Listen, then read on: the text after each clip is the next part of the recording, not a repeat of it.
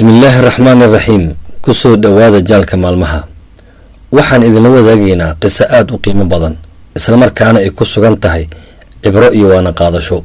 qisadan ayaa waxay dhex martay laba gabdhood oo ku wada noolaa dalka Faransa. labadan gabar ayaa maalin waxay ku kulmeen meel laga dugaamaysto. mid ka mid ah labadoodii waxay wadatay xijaab halka midda kalena ay jirkeeda banaanka u soo saartay. gabadha aan markaas ayadu sida wanaagsan u asurneen ayaa waxay ka soo jeedaa asal ahaan wadamada Carabta.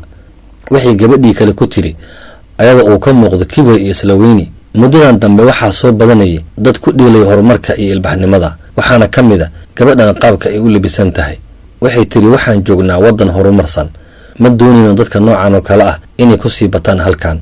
gabadhii kale oo ayadu diinteeda ku adkeed oo si wanaagsan u asurneed ayaa ku tiri anigu waxaan ahay gabar Faransiis ah, hooyaday iyo aabahayna waa Faransiis.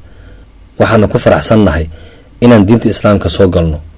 wadankaana aniga ayaa iska leh, waana ku faanayaa, balse adiga iyo asaagaaga waxaad galateen diintiina iyo akhlaaqdiina, innagana waan idinka iibsanay. maxaa yeelay waxaan ogaanay qiimaha diinta islaamka ay leedahay. waana diinta kaliya ee laga helo horumar iyo ilbaxnimo, farxad adduun iyo mid aakhiraba. waana ku faraxsanahay inaan soo galno diintan, balse adiga ayaa wadankan ku ah koyto ee waxaad ku noqotaa meeshii aad ka timid. gabadhii kale markii ay maqashay hadalladan aadka u adag aad ayay u xishootay, isla markiina goobtii ayay ka carartay. qisadan waxaynu ka faa'iideynaa in aad mar waliba ku faanto diintaada iyo dadnimadaada. dadka qaar oo iimaankoodu liitana in aadan raacin waxa ay aaminsan yihiin. waad ku mahadsan tahay daawashada muuqaalkan. haddii aad ka cusub tahay jaalka maalmaha, fadlan sabskaraab dheh gamaleelkana riix si ay kuu soo gaaraan waxyaabaha cusub aan soo dhigi doono.